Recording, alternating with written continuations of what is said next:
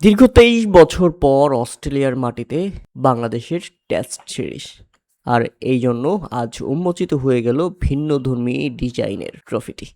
বাংলাদেশ অধিনায়ক নাজমুল হোসেন শান্ত এবং অস্ট্রেলিয়ান অধিনায়ক প্যাট কামিন্স দুজন মিলেই এই ভিন্নধর্মী ডিজাইনের ট্রফিটি উন্মোচিত করেছেন। ট্রফিটি দেখে বেশ ইউনিক মনে হচ্ছে এবং মনে হচ্ছে সাধারণ কাঠের উপর বসিয়ে দেওয়া হয়েছে লোগো। আবার অনেকেই সামাজিক যোগাযোগ মাধ্যমে এই ব্যাপারটি নিয়ে ট্রলও করছেন। অনেকেই বলছেন বাংলাদেশের কাঠমিস্ত্রির কাছ থেকে বানিয়ে নেওয়া হয়েছে ট্রফিটি অল্প খরচেই। প্রিয় দর্শক, এটা মূলত মজার ছলেই বানানো ছিল, তবে ট্রফিটি আপনাদের কাছে কেমন লেগেছে সেটা অবশ্যই আমাদের কমেন্ট করে জানাবেন। একেবারে ইউনিক একটি ট্রফি, সিম্পল, মাঝখানে লগো, একটা কার্ড এবং নিচে ব্র্যান্ডিং। ট্রফি নিয়ে দুই দলের অধিনায়ক ফটো সেশন করেছেন। দুই দলের অধিনায়কের মধ্যে বেশ বন্ডিংও দেখা গেছে ভালো। তারপর প্রেস কনফারেন্সে হাজির হয়েছেন দুই দলের অধিনায়কই। ছবি নিয়ে ভিন্নধর্মী ফটো সেশনও করা হয়েছে।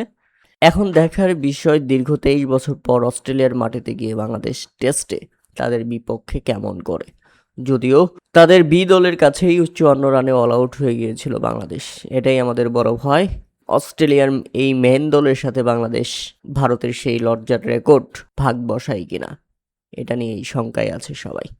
প্রিয় দর্শক, আশা করি বাংলাদেশ এমন কিছু করবে না, ভালো কিছু করবে। বাংলাদেশের জন্য রইল অভিনন্দন। অ্যাটলিস্ট অস্ট্রেলিয়ান বোলারদের সামনে যেন তারা টিকে থাকতে পারে। ধন্যবাদ।